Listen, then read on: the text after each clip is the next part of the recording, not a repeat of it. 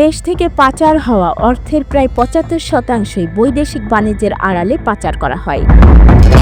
আমদানি ও রপ্তানির সময় মিথ্যা ঘোষণা এবং ভুয়া কাগজপত্রের মাধ্যমে এ বিপুল অর্থ বিদেশে পাচার হয়।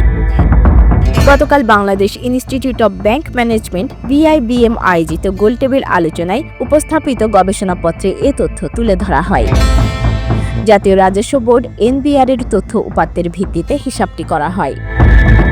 গবেষণাপত্রে আরও বলা হয়, ২০১৫ সালের অর্থ পাচার প্রতিরোধ আইন সংশোধনের পর মোট ৯৫টি টাকা পাচারের ঘটনা নিয়ে কাজ শুরু করে শুল্ক গোয়েন্দা ও তদন্ত অধিদপ্তর। এর সবকটিই করা হয়েছে বাণিজ্যের মাধ্যমে, যার আর্থিক পরিমাণ ছিল ৩,২০১ কোটি টাকা। BIBM এর ৩ শিক্ষক, বেসরকারি ব্যাংকের ২ কর্মকর্তা ও Bangladesh financial intelligence unit BFIU এর এক কর্মকর্তা মিলিয়ে ৩৭টি ব্যাংকের কর্মকর্তাদের প্রশ্ন উত্তরের তথ্য দিয়ে গবেষণাপত্রটি তৈরি করা হয়। গবেষণার মূল প্রবন্ধ উপস্থাপন করেন BIBM এর শিক্ষক আহসান হাবিব। আহসান হাবিব বলেন, অর্থ পাচারে অপরাধীরা বাণিজ্য চ্যানেলটি ব্যবহার করে। তার পেছনে কয়েকটি বড় কারণ রয়েছে। প্রথমত, বাণিজ্যের মাধ্যমে বড় পরিমাণের অর্থ নেওয়া যায়। অন্য যে কোনো মাধ্যমের চেয়ে বাণিজ্যের মাধ্যমে অনেক বেশি পরিমাণ অর্থ লেনদেন করা সম্ভব হয়। ফলে এ মাধ্যমে বড় অঙ্কের অর্থ বিদেশে পাঠানোর আগ্রহ বেশি থাকে। অনুষ্ঠানের প্রধান অতিথি বাংলাদেশ ব্যাংকের ডেপুটি গভর্নর নুরুন নাহার বলেন, কম দাম দেখিয়ে আমদানি ও রপ্তানির মাধ্যমেও অর্থ পাচার হয়। এটাও বাণিজ্য অর্থায়নের মধ্যে পড়ে। বেশিরভাগ ক্ষেত্রেই বাণিজ্য এমনভাবে করা হয় যে বাইরের দৃষ্টিতে সব ঠিকঠাক মনে হয়।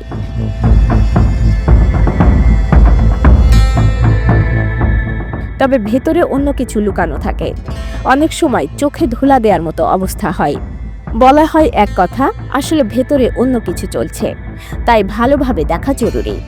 মূল প্রবন্ধ উপস্থাপনায় আহসান হাবিব বলেন, ২০০৯ থেকে ২০১৮ সাল পর্যন্ত আমদানি ও রপ্তানির সময় মিথ্যা ঘোষণা দিয়ে বাংলাদেশ থেকে প্রতি বছর গড়ে $৮.২৭ বিলিয়ন পাচার হয়েছে, যা দেশের GDPর প্রায় ২%। এ সময় বিভিন্ন সংবাদ মাধ্যমের খবরের তথ্য উপাত্ত এ গবেষণায় ব্যবহার করা হয়েছে বলে তিনি জানান। গবেষণার মূল প্রবন্ধ উপস্থাপনায় বলা হয়, ২০২৪ সালে প্রকাশিত যুক্তরাষ্ট্রভিত্তিক আন্তর্জাতিক সংস্থা গ্লোবাল ফাইন্যান্সিয়াল ইন্টিগ্রিটির তথ্য মতে ২০০৯ থেকে ২০২৩ সালের মধ্যে বাংলাদেশ থেকে বাণিজ্যের আড়ালে বছরে গড়ে $১৬ বিলিয়ন পাচার হয়েছে, যা GDPর ৩.৪%। এ অর্থ পাচার মূলত বস্ত্র, ভোগ্যপণ্য ও জ্বালানি পণ্য আমদানিতে হয়।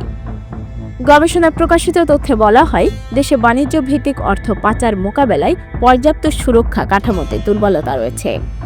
জরিপে অংশ নেওয়া শতভাগ ব্যাংক জানায়, নিষেধাজ্ঞা তালিকা যাচাইয়ের প্রক্রিয়া, অর্থাৎ আন্তর্জাতিকভাবে নিষিদ্ধ ব্যক্তি ও প্রতিষ্ঠানের তালিকা যাচাইয়ের সক্ষমতা রয়েছে। ৯৫% ব্যাংকে রয়েছে সনাতনী তালিকা যাচাইয়ের প্রক্রিয়া।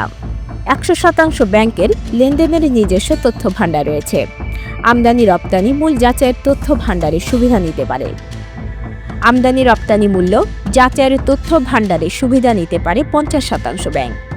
বাংলাদেশ ব্যাংকের ডেপুটি গভর্নর নুরুন নাহার বলেন, যারা বিদেশে টাকা পাচার করেন তারা কৌশলে কাজটি করেন। শুধু নিয়ম মেনে চললেই তাদের ধরা যাবে না, বুদ্ধি খাটাতে হয়। তাদের ধরতে খুব সতর্ক থাকতে হয়।